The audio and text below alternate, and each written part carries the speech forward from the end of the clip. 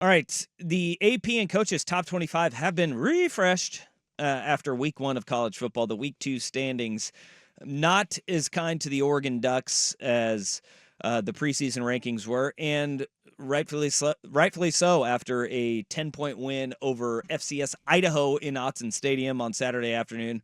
We're going to dive into that game, but the Ducks fall in the AP poll 4 spots to 7th. In the coaches poll, they fall 3 spots to 3rd. At the top, unchanged Georgia after absolutely clobbering Clemson. That was a butt-kicking of galactic proportions. That defense is the best defense in football right now. In college football. No way. It was different. It was different the way that they got after it, and it was staggering. Yep. 34-3 in Atlanta. They just absolutely embarrassed the Clemson Tigers. Ohio State stays at number 2. Impressive as you look at the final score, 52-6 over Akron.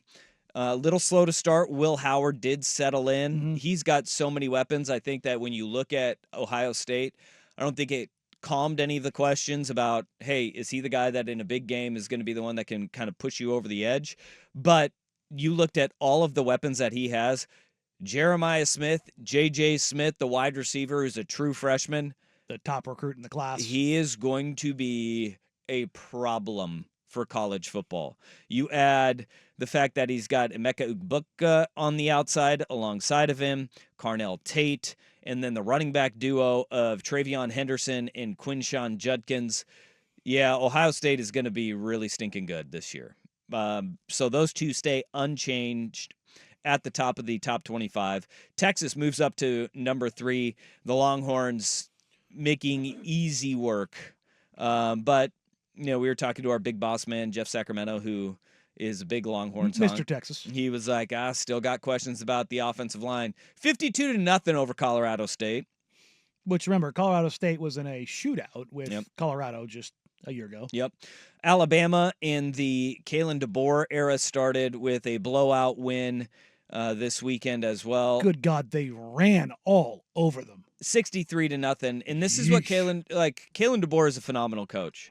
And everybody's like, well, is he going to will Jalen Milroe be good in a Kalen DeBoer offense? No.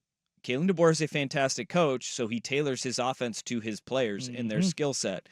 They ran the damn ball all over Western Kentucky. 47 carries. 63-0. And probably the most jarring difference in Nick Saban to Kalen DeBoer. Do you see how loose those Alabama players the sidelines? They were getting the pick and then setting up for the photo. Doing selfies, championship belts out there. Yeah. It's a different Alabama Crimson Tide, but the results are still the same. They absolutely boat raced Western Kentucky 63-0. Coming in at 5th, Notre Dame, impressive win over the weekend as well. I wasn't as impressed by that. I know it was a tough game. I don't know if Riley Leonard is going to be the guy. I mean, their schedule sucks, but that's the game you needed him for, though. And the way that it played out, Marcus Freeman, defensive-minded head coach. I think that game far more indicative of what Texas A&M is. Isn't. And Weigman was terrible. Yeah, Connor Weigman is not very good. Oof. And they've got some serious questions that they need to answer. And Mike Elko in his first year, look, he inherited a dumpster fire that Jimbo Fisher handed over to him. Zero accountability for that team on and off the field. It was kind of the reputation that Texas A&M had down there in College Station. And under Jimbo and Elko is changing a culture. They are a little ways away right now. But Notre Dame, to go on the road week 1 to Kyle Field and pull off a win, you're going to have a little bit of growing pains anytime you have a brand new quarterback that you're working in, right? And Riley Leonard is a battering ram. If you watched him at Duke, that game is how he's going to play. Mm-hmm. He had 12 carries, 63 yards. He was running the ball. He is a load.